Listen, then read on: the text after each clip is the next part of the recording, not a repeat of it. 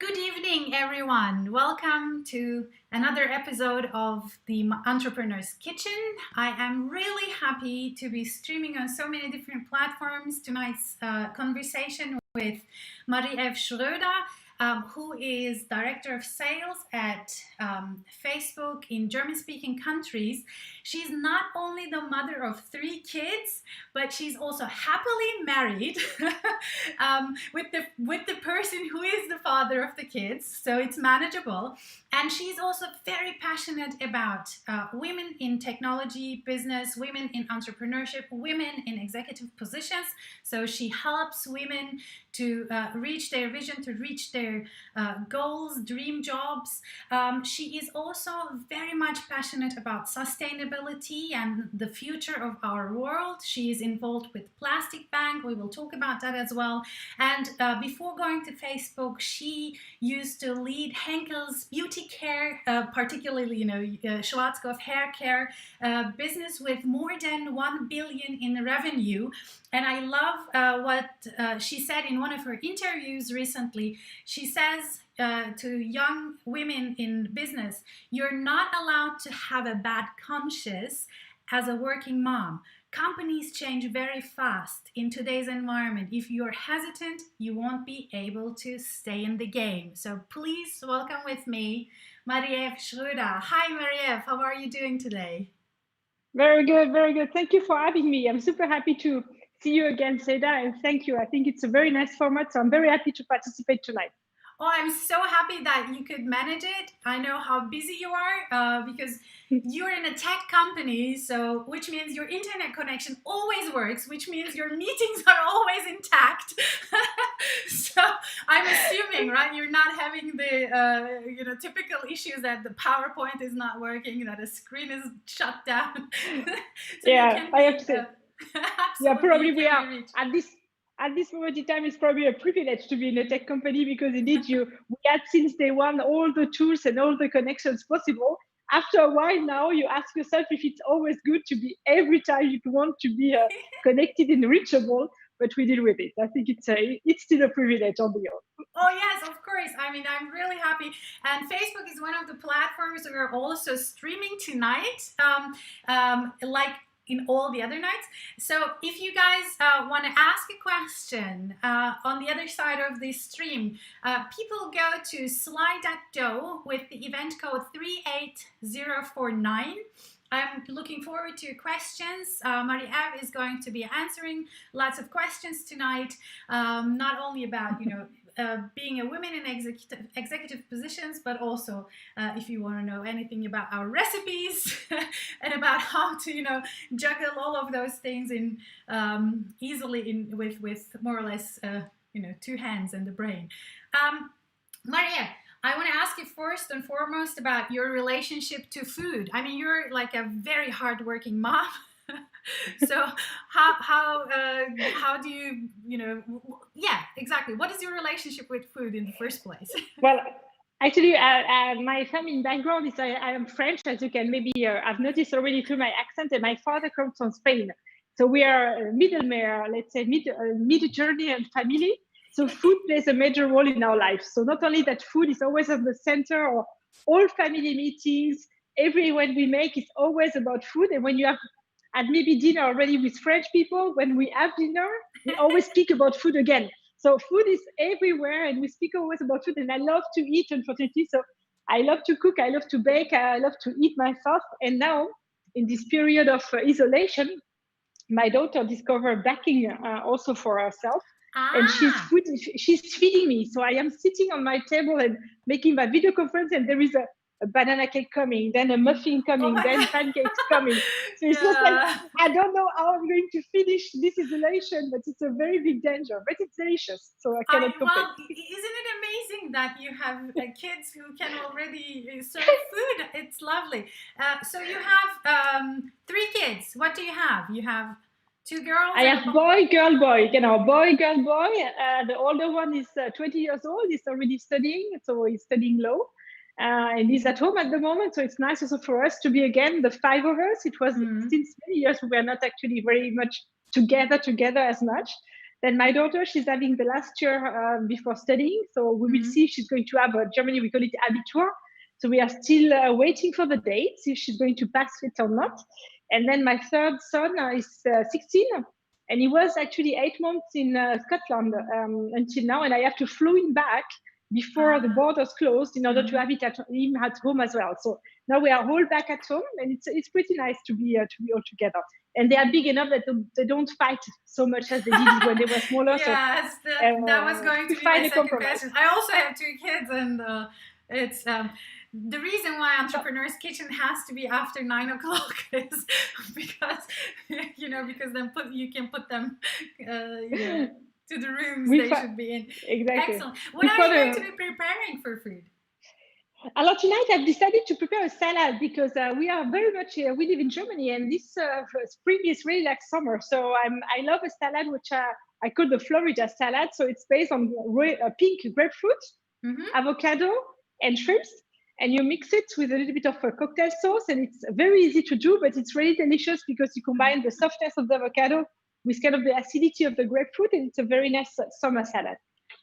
That's actually really cool. I know a similar salad with lemon juice, where you also put, but I think with the sweetness of the grapefruit, it's going to be even more interesting. I'm going with something similar in terms of lightness. Tonight I'm going to be doing a frozen banana milkshake.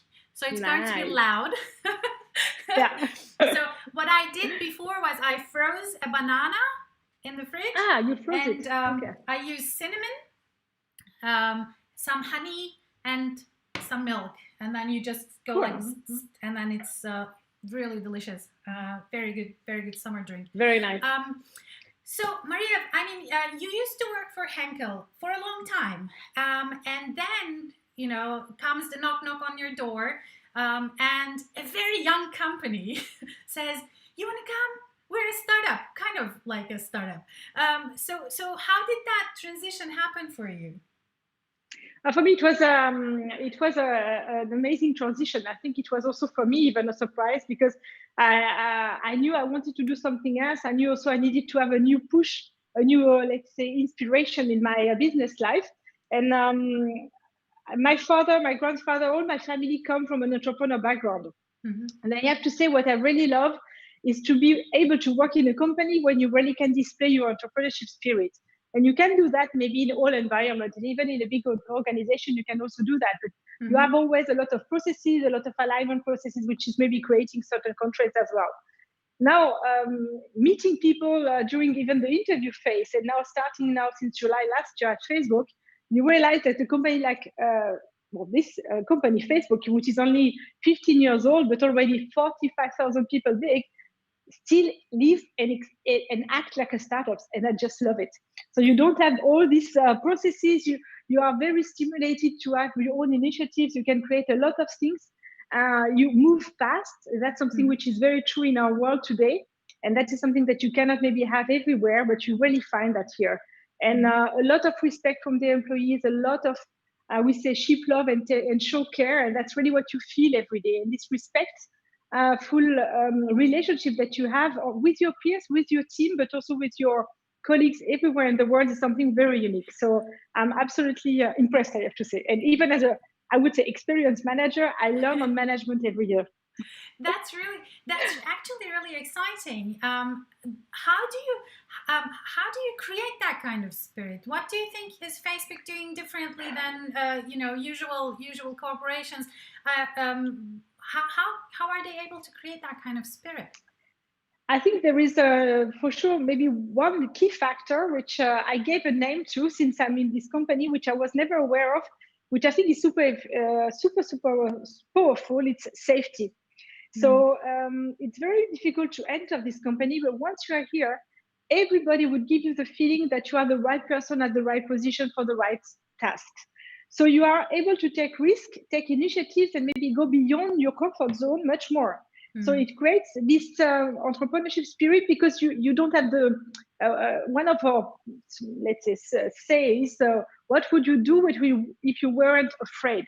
And that it's illustrating very well the spirit that we have. And And that is a spirit that you find in the Silicon Valley, but that you find also in Berlin, that you find in a lot of small startups. So it's not something that is belonging to one company or to one culture.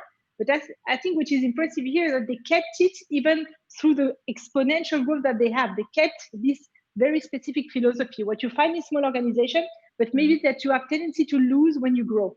And that is, I think, one of the strengths. Yeah. I think that's a very important motto. You know, when I also do something new, and when I work with my clients, that's always a question everybody should ask themselves. What would you do if you were not afraid? I think that clears up so much space, and you suddenly are able to focus on the essentials. By just asking that one simple question. But the answer is not always something that's that people will like. No, you're right. But at the end of the day, I think it's in life, we say no risk, no fun. Huh? We always have this kind of expression as well. But I think it's always by trying and by making mistakes, you also learn. So I think that is also part of this startup culture to really, let's say, don't look back, but to look forward. So you try out, you succeed, you improve, you build. You try out, it doesn't work, then you try something else. And that is why I say safety as an overarching principle, giving the safety to your employee that they can make these trial errors and making mistake. It's giving you naturally the comfort to try out. And that is something which I think is making a huge difference in the innovation process, in the way how you work, and also in the collaboration with other colleagues simply on the daily life. Can I ask you a different question? So you know, you used to work for a beauty company before. I mean, Henkel's beauty division, but now you do like consumer business. You do cars. You do finance. You do all sorts of different things in sales in German-speaking countries.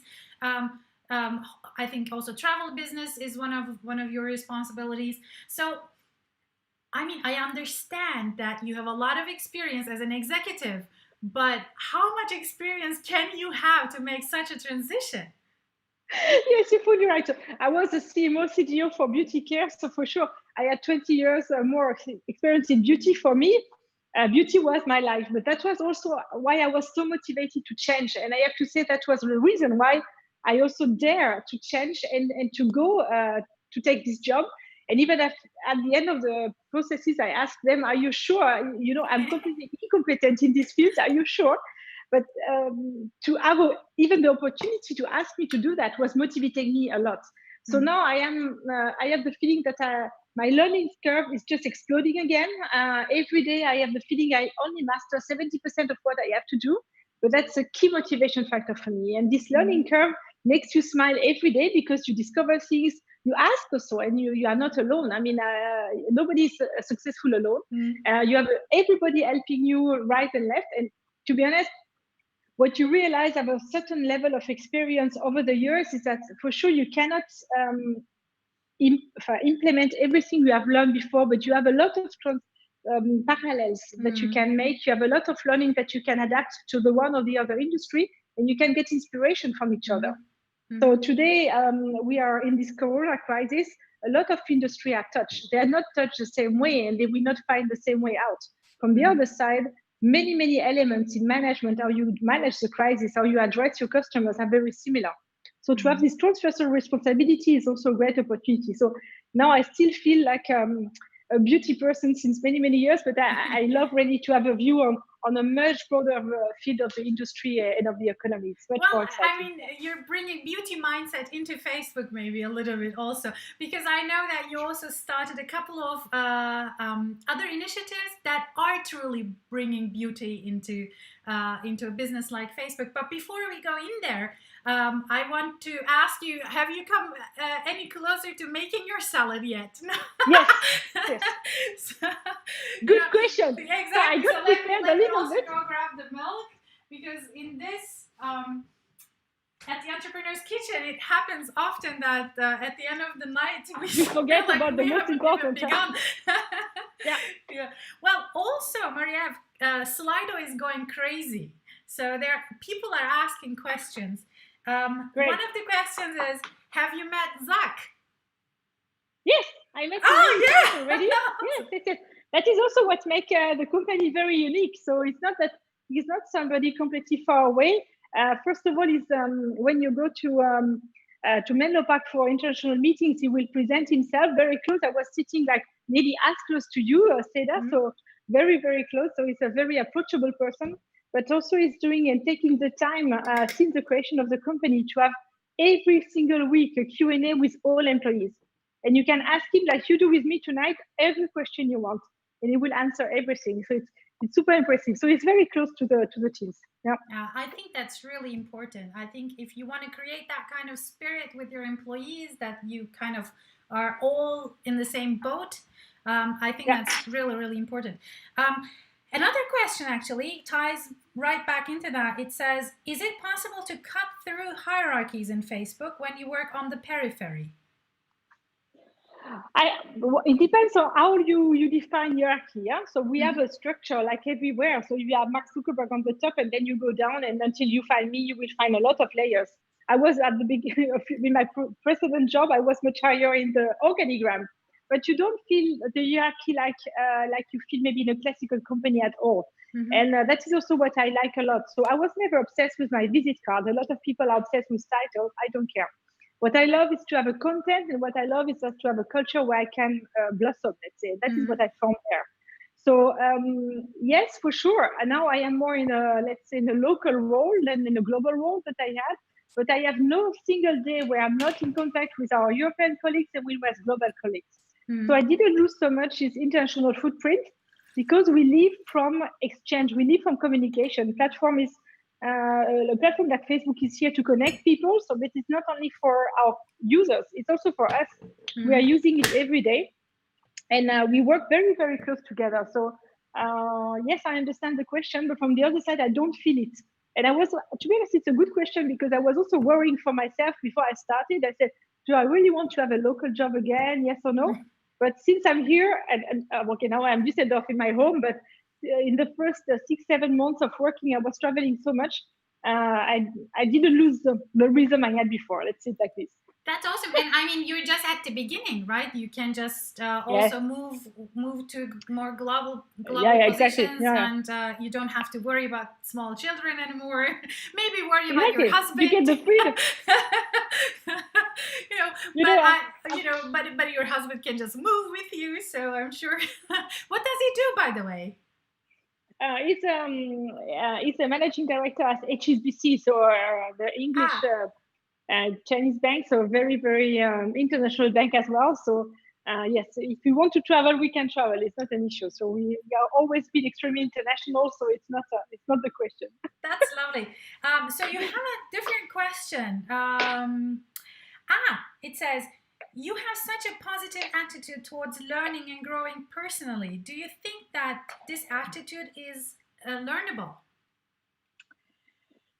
So I think for me it's learnable and it's self-nourishing. So I think what is important in life, and that is maybe something which is not learnable, is are you curious, yes or no?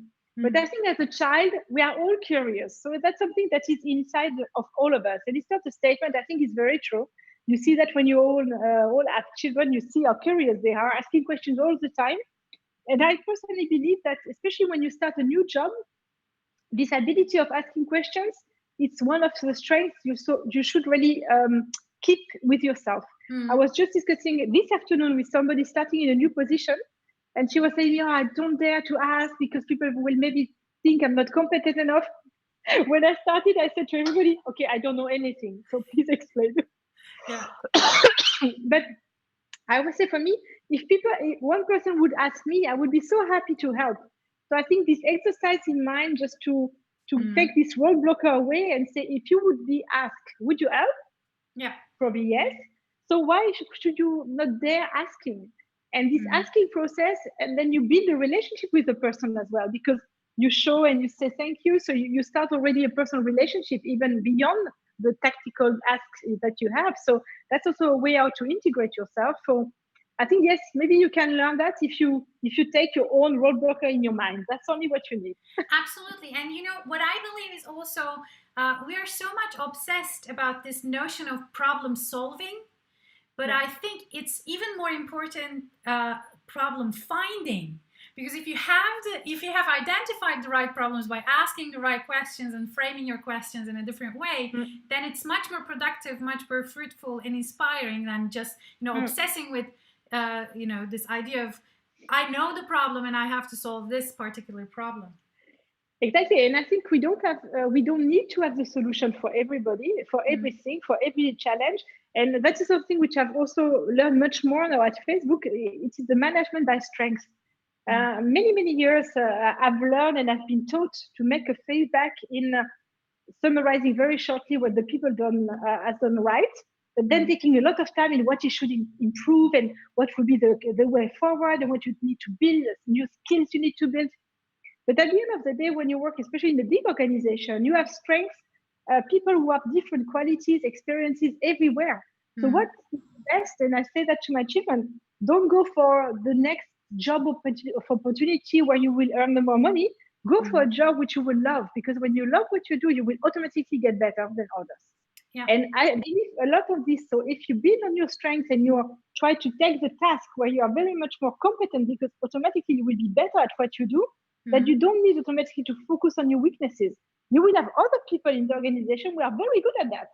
So why should you focus on these weaknesses instead of building on your strengths?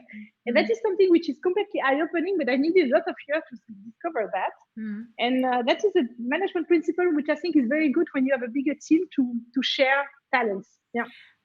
There is another question on Slido. As I said, people are asking lots of questions. So if you guys out there have any questions to Maria Schroeder, Director of Sales at Facebook in German-speaking countries, tune in to Slido 38049 and just ask her all sorts of questions. So this question says, where do you think the fear in companies come from, and what does Facebook do to encourage employees to dare? Again, I have to repeat, because that's really this feeling of safety and focusing on impact. So I think that is maybe the two values that we are very focusing on. That your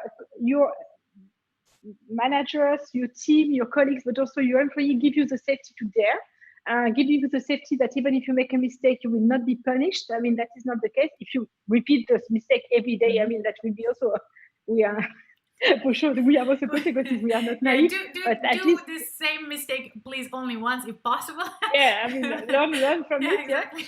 Yeah. But I think that's it. And the second is really to try to focus on what you believe will have impact. And most of the time, when you want to have impact, you need to go a little bit beyond the normal comfort zone that you have. You need to move things, and just managing what you have will just make you go forward. So I think this notion also of assessing what impact you have on what you do is also very important. Yeah, absolutely. I totally agree. There is another question here. It says, if you only focus on what you're good at, what you're already good at, will you not become super narrow specialist? Alors, you're right. If you speak from the technical point of view, I think what is more important is maybe your ability in management skills, and this is something which you can apply everywhere. So when you speak about us, but even that, I would say, if you are very good in programming in a special programming languages, which I'm absolutely incompetent in, then maybe, yes, you will become more and more specialist, and maybe you can learn another language and you can build your skills and be broader. But you can become great at it. You can become the best at doing a certain task. Yeah. So I think on a technical point of view, it may drive you to a certain specialization. It's true. When you look at leaderships and management, I think it's something that you can adapt and learn and apply everywhere. So it's not reducing you, it's making you broader, because the more experience, the more field, the more company you experience, the broader you get. And again, I learn every day also on this field. So I really believe it's enriching you and making you stronger, and also humble, very humble. Well, I actually want to talk about that particular part too, because back at Henkel, you were already obsessed with this topic. You were helping lots of female executives to kind of advance in their careers, and you say, like, you don't wait, you have to be fast, don't be afraid. So in a technology company that is so fast like Facebook, I mean, the speed is probably really... How much pressure does that, in your opinion, put on the shoulders of female entrepreneurs, female executives? I have to say, for sure. I mean, the female topic is everywhere in the topic, and we are a big and a huge focus on diversity and inclusion, which is much beyond gender. I think the Mm-hmm. gender discussion is super important with us, super important in the society, but it's diversity is beyond. Huh? So Mm-hmm. it's not only gender. But if we want to focus for 1 minute on gender, I was very much impressed because when you look at the hierarchy of Facebook, from let's say now, Angie Gifford is our CE leader. She's a very experienced woman in Germany. She was before in Microsoft.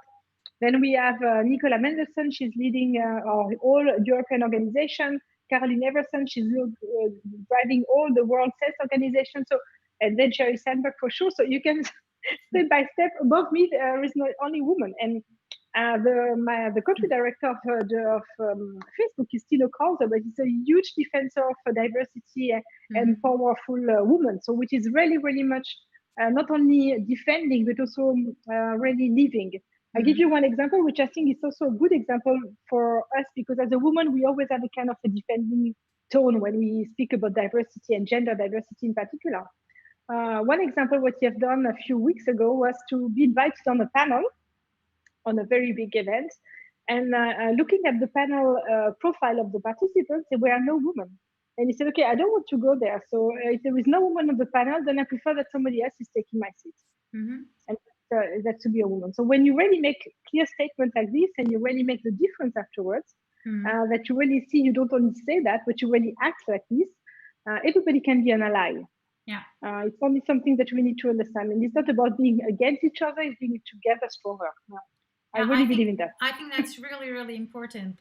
Absolutely. Sometimes when you see these, I mean, it's weird because it used to feel normal to see an all male panel, but if you see it today, you're like, it kind of feels really weird. Yeah, Yeah, yeah. Nowadays you yeah, don't like that. A team which is yeah. full of men, management men. It's just too Yeah, old school. It's so old fashioned. yeah, I think yeah, it yeah, just absolutely. shows, this that people are caring too little about also the feel, the And, looks, the right yeah, things. Yeah. and it's not only about the look. I think we have so many studies from Harvard and everywhere Mm, proving really that having a mixed board makes a huge difference in a success story. mm, So diversity in background, in origins, in nationalities, in gender, enrich enormously the potential of new ideas and innovation that you have, which is key for success for each company, no matter in which field you work. yeah. And that's why to have more of the same will never really make you make a Mm. change. Yeah. Well, now we are, almost past half of the conversation already. I want to ask you about one of your other passions, which is sustainability. So Yes. you're chairwoman at the of the supervisory board at the Plastic Bank, which is a company David Katz has started. I want to talk to you about that. But before going to Plastic Bank, you also started a new initiative at Facebook as early as you have just came into the company, and then you're like, now we have to do something about sustainability, and we have to do something about being truly green. And so, what did you do? What does being green actually for a social media company even mean? Yeah. So I don't want to say I started it, because for sure Facebook, like all huge company, are all super aware about sustainability, about how to reduce the footprint in energy, in water, in every dimension that you can calculate the carbon footprint. And they have been doing that many years, especially through data center. And what we have seen is that nowadays, to make sustainability reports and big initiative on a global level is maybe not enough. And Mm-hmm. especially in a country of like Germany, where you really have clients which is extremely interested in the topic of sustainability, who have been years long now qualifying their supply chain from the first raw materials to the products. They really want to have also partners from the commercial side, which have also committed to sustainability. So that is Mm-hmm. one of the reasons why I got motivated to start an initiative in Germany, because really customers are really asking us, what are you doing? The other Mm-hmm. aspect, which is very important for all of us, is that now having a clear sustainability action and driving change inside your own company is a drive. It's a key driver for attracting talents and also retaining talents. So I give you an example. We have a canteen, so we are very small at Facebook. We always have free food. That's a well-known situation. We have amazing breakfast, we have amazing lunch, and we had all these let's say forks and plates, which are one-time plates. So everything was recycled, and so it's not that it wasn't the case. But one of the employee, which is also part of the Green Hat Germany that we created, she decided to buy some plates that we can wash and that we can recycle, that we can reuse every day. The same for the cutlery. And I think this kind of small initiative can also make the change. For it's not only you don't need to change the whole planet, but if you make step by step every day some changes, you will have an impact on this. And that is something that our customers are saying when they visit us.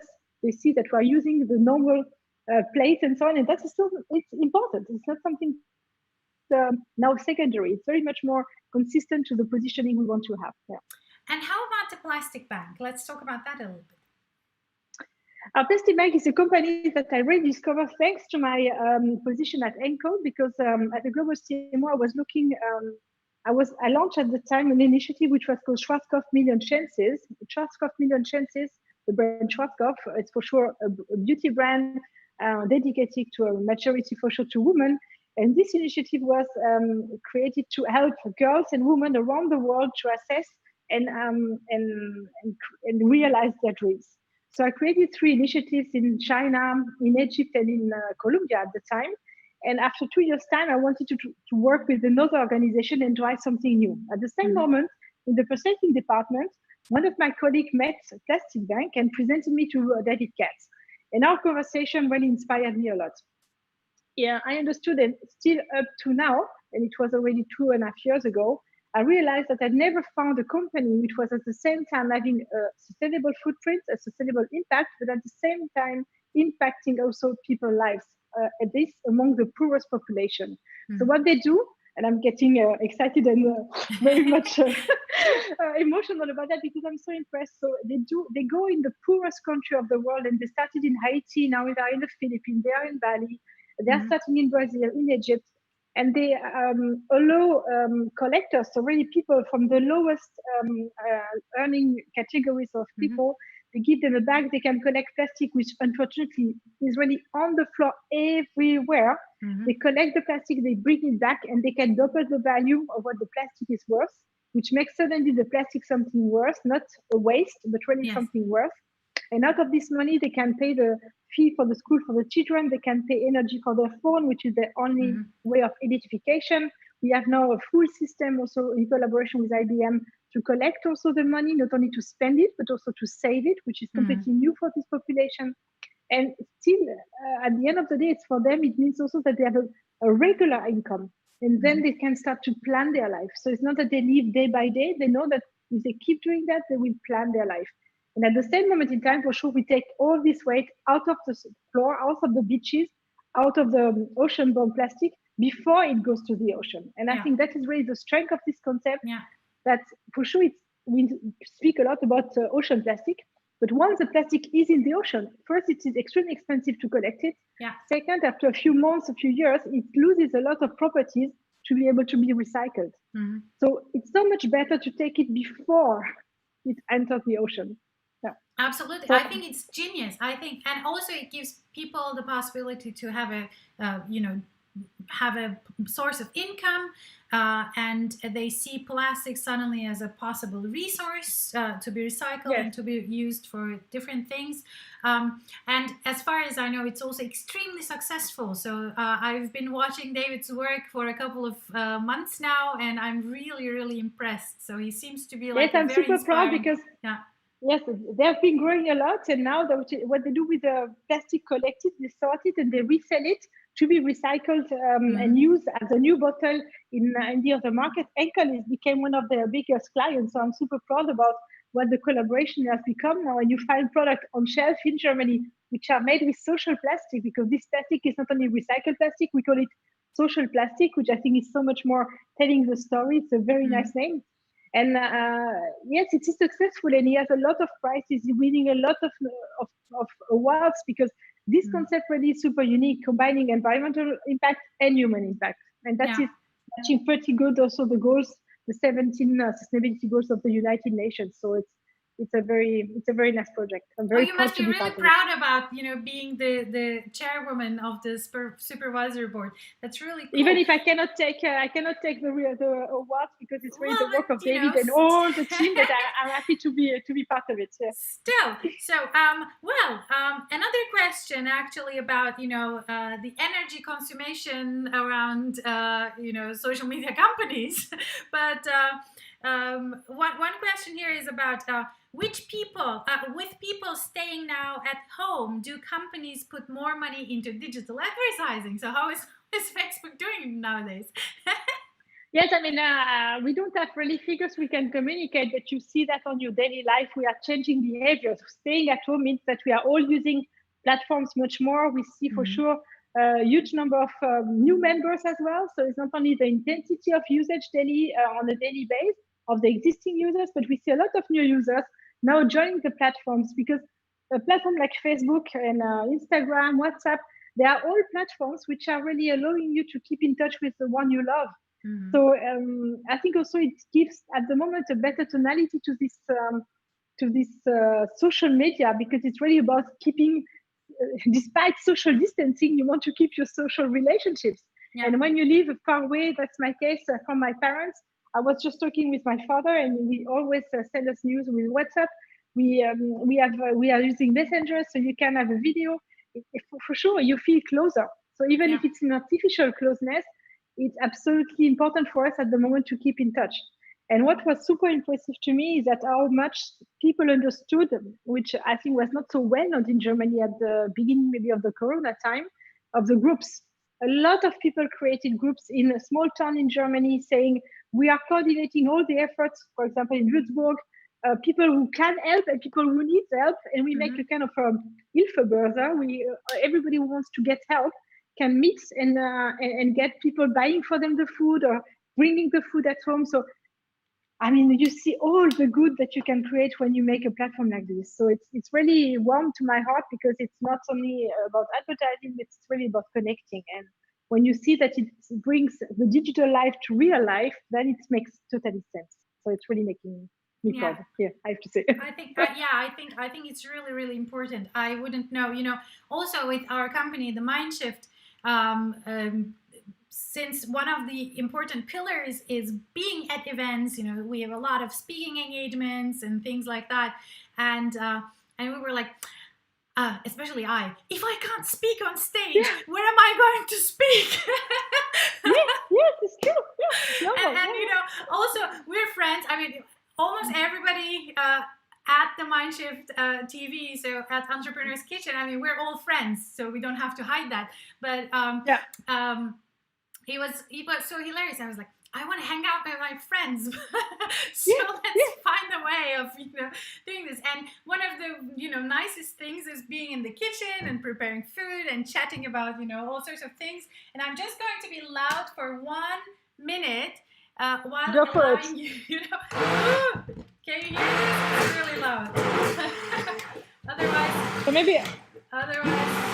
yeah, my milkshake will be like really warm. So I will explain what I do with my salad, and we have it as well. Yeah, so what I do is that I buy avocado. So there are a lot of stories about avocado. So I try to buy at least bio avocado. Most of the time they are harder than the other ones, so you have to buy them 1 or 2 days before that they get at the right toughness to like them. Ripe. And I make some. I cut them in small pieces.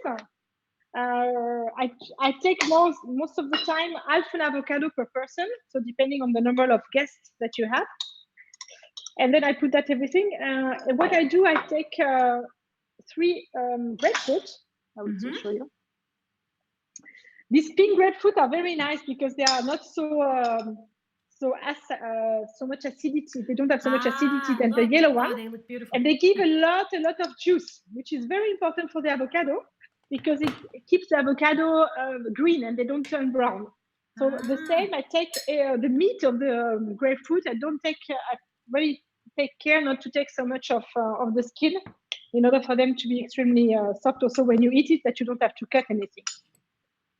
So this is my and then at the end, oh, it looks nice. And That's as you still can see, digital. not using a plastic Ah, one. you made my day. I love it. You're so Cheers, my completely dear. Irish. Mm, No plastic straw. That's so mm, important. Yeah. really good. And then Lots of cinnamon. shrimps, nice Shrimps. shrimps are taken. Great. So and to make the sauce, just to finish, uh, because grapefruit is giving so much juice, you don't need a lot of sauce. What I take a big spoon, let's say, of ketchup. So kids will love that, and the same spoon more or less of mayonnaise. Awesome. And I mix it. And because the juice is, you have so much juice inside, you don't need more sauce, even for such a big bowl. So you don't need a lot of sauce at all. So it remains pretty light. You just have to mix it pretty good. I let it most of the time, let's say 1 or 2 hours in the fridge before serving, because then the sauce and all the tastes are mixing, and it makes it much better. And then I take always some transparent mini serving cups, and I keep also some nice prawns just for decoration at the end. Oh, they look so good. Because the colors are always nice. So when you have a transparent glass to put them, it makes it a little bit nicer. So you would have it like this. Beautiful. And then you put the You have to nice prawn on prepare it. that when we see each other next time. Promise. Awesome. But Well, you see, it's very fast, and I think it's nice for the evening. Yeah. Maria, since we're almost at the end of the show, we also, before we close, we have the the fun part around the jokes. Oh my God, yes. I was so happy because knowing that I have to say a joke, I was completely desperate because I love jokes. I always forget the jokes. And Tuesday this week, I had a friend of mine and he told me a joke. And I said, oh, no matter how good the joke is, I will tell it. I'm so happy that I have one. And it's a funny joke because, each country have their favorite love-hate neighbors. So this joke was told to me between with a German and with a Dutch. I will for sure tell it with a French and with a Belgian because they are our favorite neighbors for jokes. So the joke goes, you're in a train, in a compartment in a train, and the train runs. So wonderful. And you have 4 people in this compartment. You have a wonderful lady looking like a model, very nice, elegant woman. You have a nun sitting next to her. And then you have a French guy, and you have a Belgian. The train runs and runs, and suddenly you have a tunnel. So the train goes through the tunnel, and everything is super dark. You don't see anything. And you hear like a slap. The tunnel ended, and you see the light of the tunnel, the train goes out, and then nobody says anything. And the nun thinks, for sure, one of the guys tried to touch the leg of the lady, and he got a slap. The woman, the lady, thinks, for sure, they tried to touch my leg, they touched the leg of the nun, and they got a slap. The baby, oh my God, the French guy touched the lady, and I got the slap. And the French guy thinks, I cannot wait to be in the next tunnel, then I will slap again the Belgium. Awesome. Well, I found that funny, but I don't know. Oh my God. That's hilarious. Oh man, that's hilarious. So thank you to Marcus who told me this joke. Very good one. I have one too. But my jokes are usually really like easy, kind of jokes. What's the best joke? What do you call strawberries playing guitar? Oh, strawberries playing guitar. No, I will not win this one. No, I don't know. A jam session. Well, that's a very good one as well, I have to admit. I need to write them because I will, again, next week I forgot that. Very good. Hilarious. Maria, I want to thank you so much from the bottom of my heart for taking the time, for joining me at the Entrepreneur's Kitchen. I think this was one of the, funniest episodes, and it was so much fun talking to you. I'm going to I be thank you. saying good night to our guests at the end of the at the other end of the stream, and please stay in the line for a special after show party with our friends. Yay! We get to hang out a little bit more. Thank you once again, Marie-Ève. You can say goodbye now. Thank you very much for having me tonight. I mean, Seda, not only you are an amazing person, and we all know that, but I think the format of Entrepreneur Kitchen makes really fun. So even for me, I really enjoy each minute. So I hope you will try my recipe. I hope you my joke, and I wish you a very, very nice night. See you very soon, hopefully. Thank you. That's so lovely. Okay, so guys, thank you so much for joining me at another episode of the Entrepreneur's Kitchen.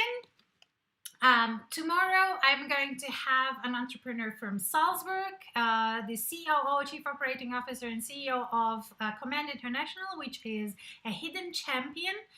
So if you want to get to know a little bit more about their products and lifestyle and how being an entrepreneur, being a company in Salzburg means, you can tune in tomorrow night. It's going to be definitely a lot of fun again. And I want to thank you all. Looking forward to chatting with you tomorrow again. And until then, take care, stay healthy, stay safe. See you, and bye-bye.